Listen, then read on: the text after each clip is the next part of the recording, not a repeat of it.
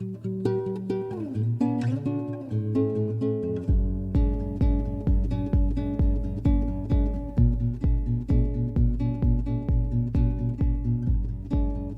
we're here with another episode of Conversations and Connections. We're the official podcast of the Family Crisis Center of East Texas. I'm Stuart Burson, the prevention coordinator for the agency.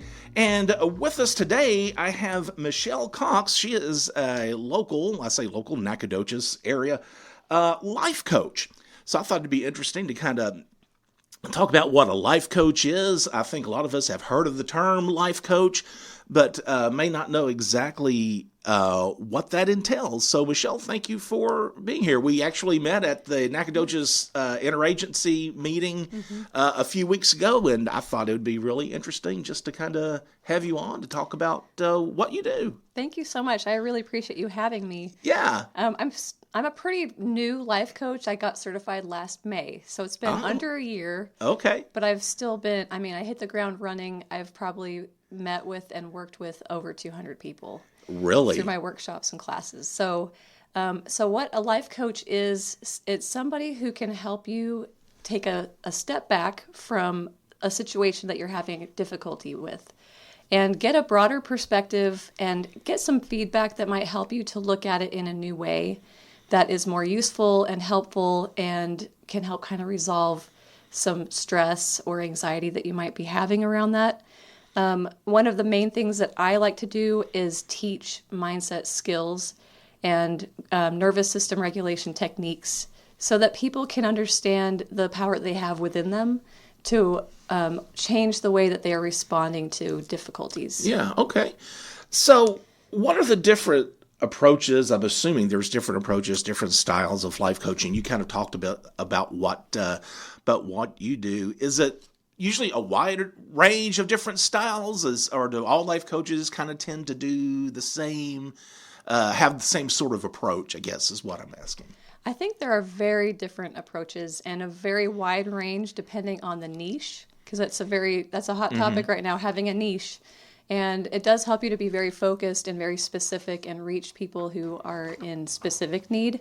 So you might find a life coach who will just kind of listen and kind of mirror back what you're saying to help you to process and notice your blind spots maybe that you're having about a situation. But also you'll have life coaches that will focus on weight loss and help you set goals and specific guidance that way. We have another life coach here in town, Mary Templeton Allen, who is Clutter Genius, and she helps people work through clutter in their homes, in their lives, in their minds, in your purse, in your car, and so her focus, she'll have you on a call together while she helps you work on decluttering a room, So there is a very broad spectrum. You could have classes, workshops, learning specific skills. Okay, that's interesting. Can you explain the difference? A lot of what you do seems like it's kind of brushing up against counseling in a way. What's the difference between a life coach and a counselor, let's say? And that's a very good question. I think there is overlap, and I think it's important to understand that there are differences. And I personally received counseling for 3 years after my older brother died. He had ended up taking his life, so it was a very traumatic loss.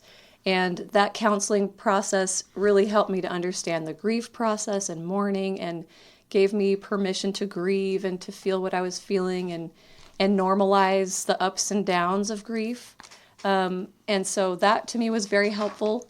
And now in my later years, I became acquainted with life coaching through my sister, who had found a life coach, Jody Moore. She's a master's certified life coach who's kind of taking the stage by storm these days and gaining a lot of popularity. And her style is a lot more teaching specific techniques for mindfulness and understanding that cognitive behavioral process. And so for me, that has really resonated for the stage I'm in right now in my life. So I think they can work depending on what's happening in your life. But I also would say I think life coaching is best for mild to moderate situations of stress and concern and grief. where I think counseling can go deeper and Sure. is more appropriate for a more severe Right. situation too. And we'll kind of get into, I'll kind of want to touch on something along the lines of that in a minute. But I'm kind of interested to know what inspired you to pursue this line of work? What made you decide this is what I want to do? So I'm a mother of 6 children, and so I needed a life coach. But the emotional toll that raising a family can take on a stay-home mom in particular, we can have moments of loneliness. We can feel overwhelmed. We don't really get to clock out and check out and Right. have some relief, maybe till our spouse comes home if we're blessed to have a spouse. And so I think life coaching really came at a time where I was feeling kind of low self-esteem, and I was feeling intimidated by just all that having a big family can entail. And it really helped me to feel empowered that I can change how I look at my situation. I can think about it differently and have a completely different physical, emotional experience.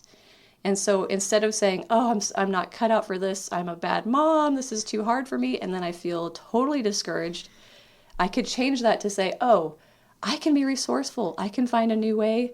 I'm going to be clever and creative, and it's up to me in my brain. I can change my focus, and now I feel lighter. I feel more hopeful. I feel resilient. Yeah. And that was absolutely life-changing for me. And that took place about 4 years ago, and I started to really follow life coaching, and with Jody Moore in particular. And I attended her workshops and her classes. I went to an in-person conference, and it totally changed my life and my perspective. And so, but I had determined I was going to be a stay-home mom until my youngest child went to kindergarten. That ended up taking 19 years because I spanned my babies over 14 years. And so every time I had a new baby, I was like, oh, wait, I'm resetting my clock. But I loved it. I mean, it was wonderful and hard, but I grew and gained so much experience by being a mother at home that long. And so when my youngest started kindergarten, which was just last year, then I thought, what am I going to do with my life now? I don't know. I have so many interests. I decided to take the easy route, I thought, into the workplace after being gone so long. And I got a job as a full-time teacher aide at his elementary school. Okay. So at the charter school here in Nacogdoches. And I loved it. It was so much fun. I loved being with 250 kids, and I was, in different rooms, helping in different ways and supporting the teachers, but also really getting to have a broad experience with children. And I was very familiar with my own 6 kids, but to be now around so many children and seeing similar challenges. Right. And the struggles that teachers have in the classroom trying to maintain order, be able to teach. I experienced all of that because I did some classroom management myself, having to step in last minute or things like that. And I just saw the need for one-on-one or small group encouragement, and the schools do provide that, but I felt like there was something more that maybe we could do to help them with their mindset and really believing in themselves.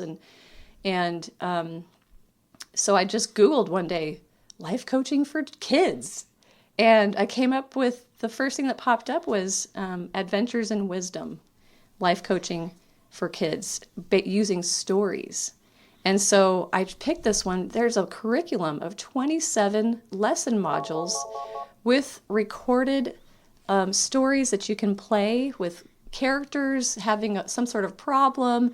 And then Wyatt the Wise Wizard appears, and he teaches them a mindset skill, and they change, they're able to change their situation. Mm-hmm. And so I got really excited to try this out. I didn't have to create my own curriculum. That was a huge bonus. And so I got certified through that program, and that was just last May. So during my breaks after work, I was studying online, and passed, thank goodness. And so then June and July of last summer, I held week-long summer camps at the Expo Center in Nacogdoches. Okay. And so it was specifically mindset skills. Every day it was based around, and it was half days.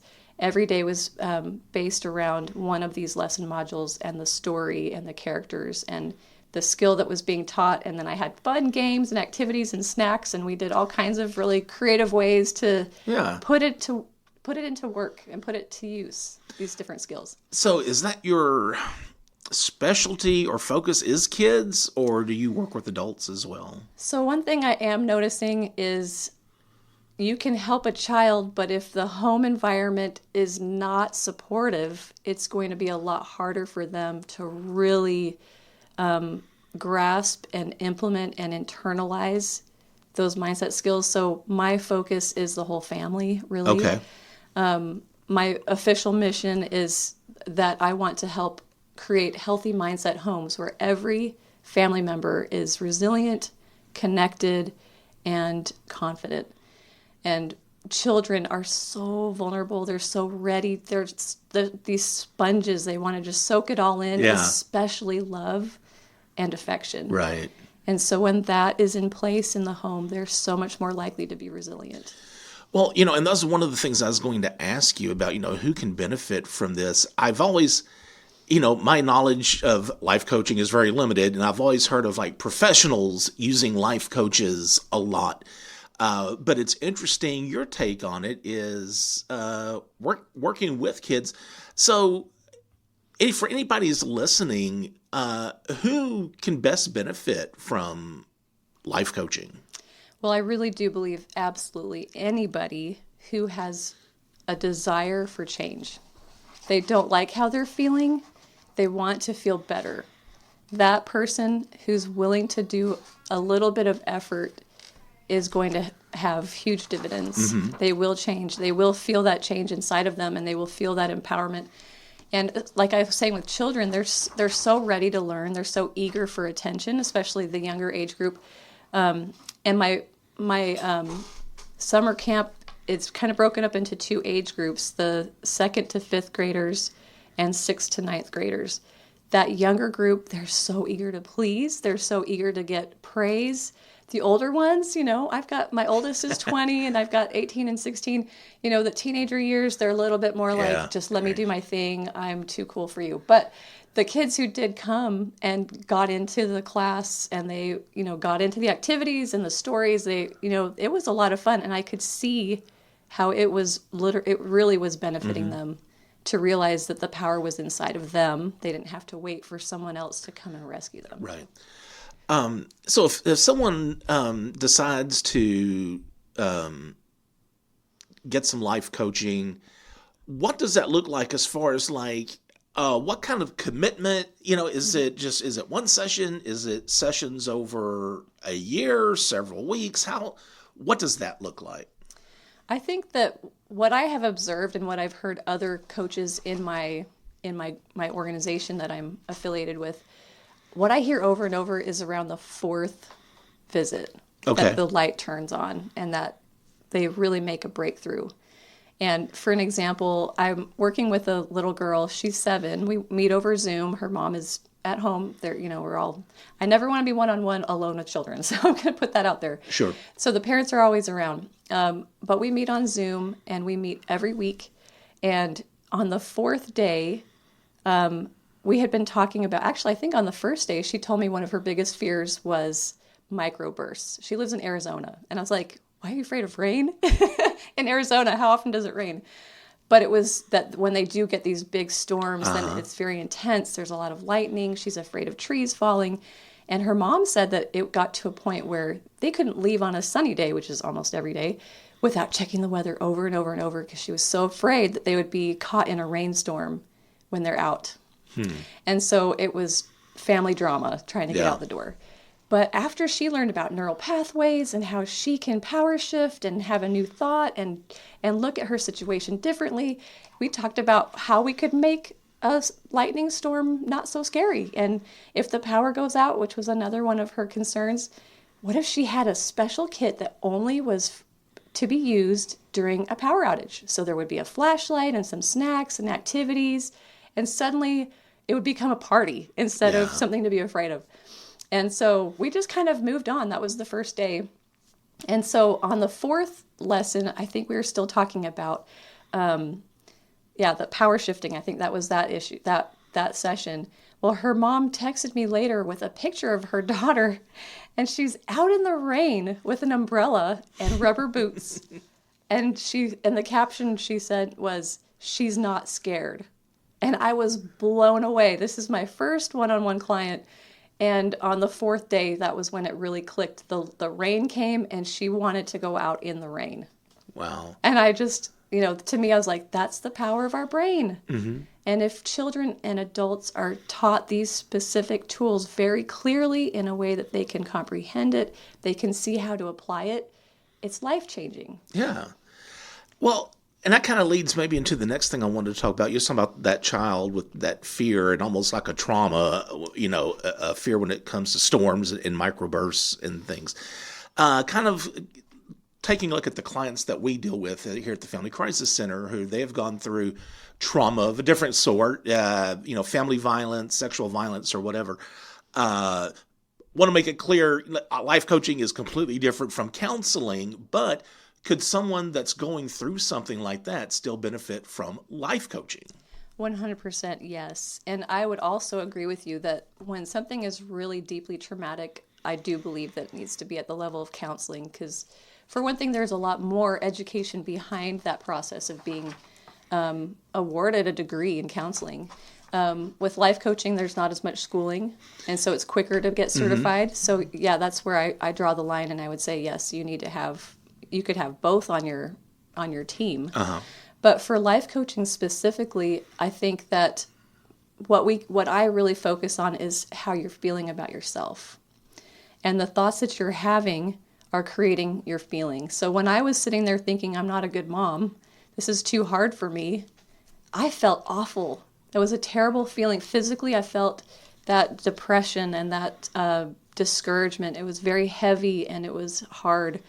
And so changing my thinking just completely lifted that gloom and gave me hope and made me see how I could be more resilient. So I think that having someone also seek life coaching, there's going to be another person who's going to help validate you, who's going to help you to kind of mirror back what you're saying. Is this really what you believe? And how is that going to affect how you feel? Is that how you want to feel, or do you want to feel differently? Right. And I have developed my own teaching tool, which is a big 3-foot by 3-foot poster. It's a big cycle, and it shows thought, emotional response on the side. Thought is at the top, emotional response on to the right, and then at the bottom it says action or decision. And up the side, as you're continuing the circle, then on the other side it says results. And it's a cycle. Whatever you're thinking about your circumstance is going to create a feeling, which then drives your action, which then creates a result. So you can put on this chart anywhere where you want to kind of fix it. Do you want to change your result, or do you want to change how you feel, or do you want to... And so you can say, well, I'd rather feel more confident. Okay, so let's put confidence. What would the thought need to be in order to feel confident? Right. And so just kind of seeing how that all connects. It's, many people think, I'm going to blame my circumstance. It's my circumstance putting that feeling in my body. It's not. It's your thoughts.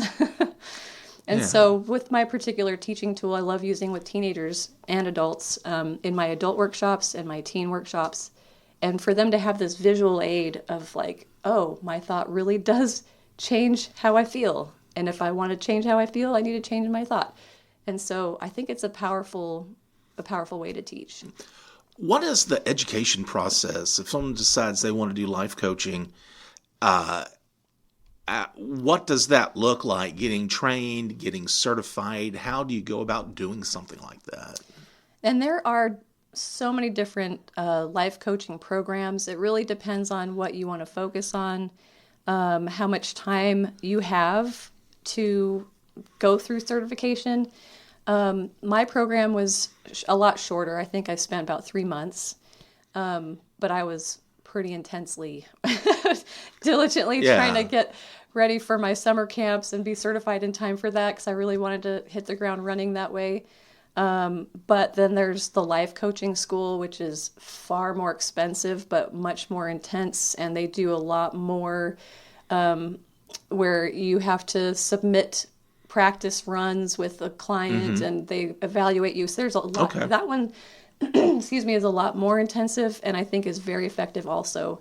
The one I picked was specifically because of the curriculum for the kids. And so it was shorter and less expensive, but it still is an investment. So, do you do most of your coaching through Zoom, or do you do things in person as well? I do a lot in person. Okay. So, okay, yeah. I didn't know what Yeah. was kind of the norm, or was it a mix of both? Yeah, it is a mix.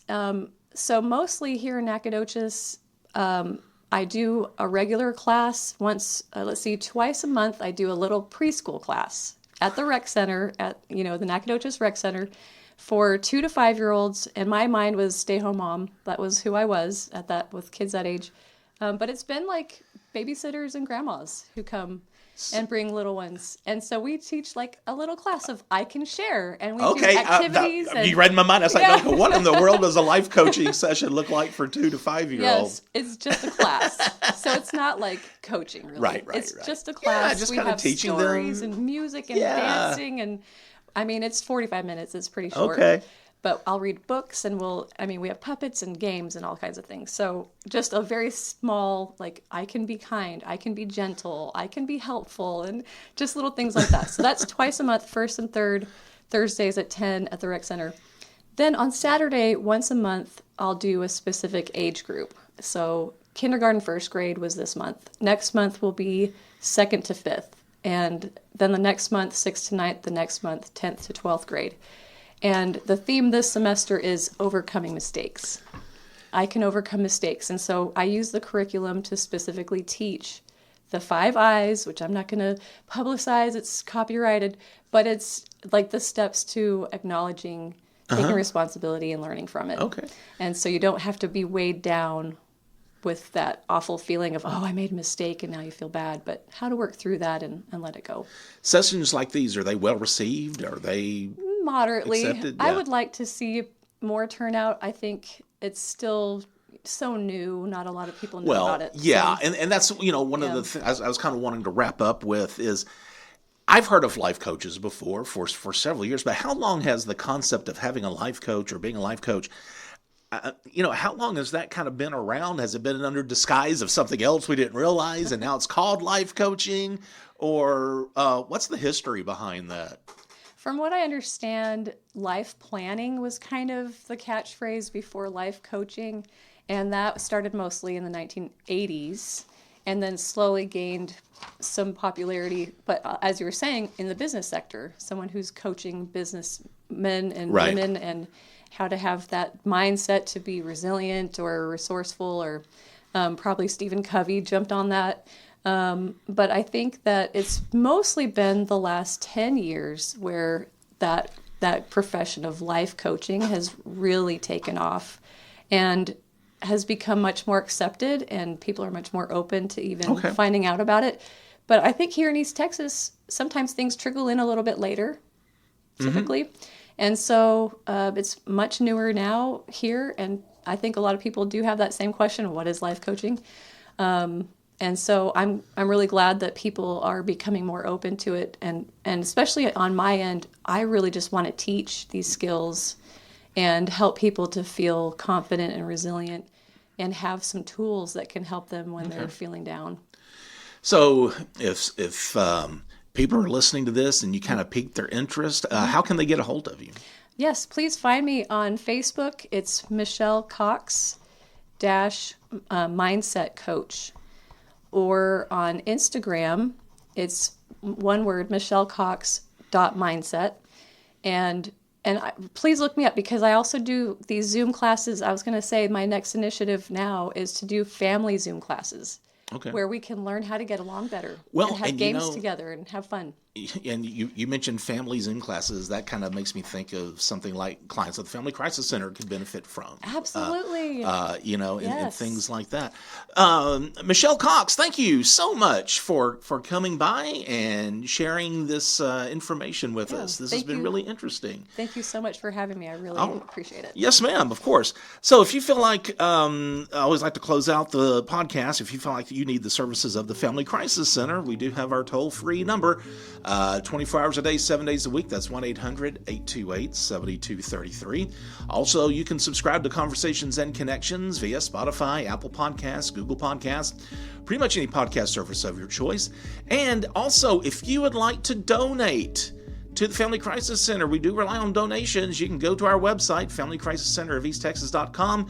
There at the bottom left corner, you'll see that donate button. Just click on that if you would like to make a monetary donation to help survivors of relationship violence. Be the voice, if not for you, for someone else.